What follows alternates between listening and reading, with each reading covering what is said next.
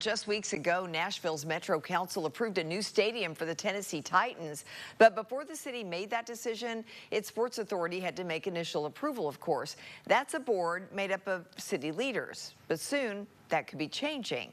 State Capitol reporter Chris O'Brien explores the legislation that the governor signed into law just days ago. The Metro-Nashville Sports Authority Board is currently made up of 13 members appointed by the mayor. But a new law gives the state more power. The mayor appoints 7, while the other 6 come from the state. 2 from the governor, 2 from the Speaker of the Senate, and 2 from the Speaker of the House. Usually when everybody walks away and nobody's happy, it's probably the best thing. And so I really feel like from my perspective, it's not what I wanted. I know from the mayor's perspective, it's not what he wanted. From the Times' perspective, it's not what they wanted. But in the end, I think everybody got a little bit of what they wanted, and I think that's important to know. Cookeville Republican Representative Ryan Williams sponsored the legislation, which ended up passing on party lines and frustrating Democrats. It makes us ask the question, what is the end goal? What are we trying to do here?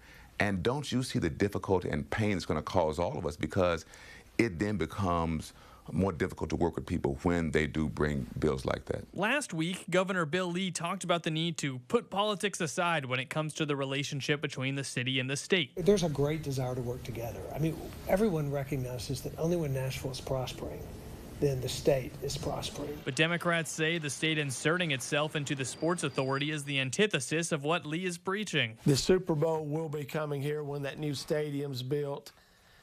Again, I think they just want to cling on to something that's successful. The move comes after Nashville's Metro Council voted against hosting the 2024 Republican National Convention. But Williams says that didn't factor into his introduction of the bill. Instead, he says it has to do with the state footing $500 million for the new Titans Stadium. Mine was really about the fiduciary duty that I felt like the state had because we were investing the taxpayers' dollars in that stadium. Lee signed the legislation into law late last week. You'll see the board start to shift at the beginning of next year. In Nashville, Chris O'Brien.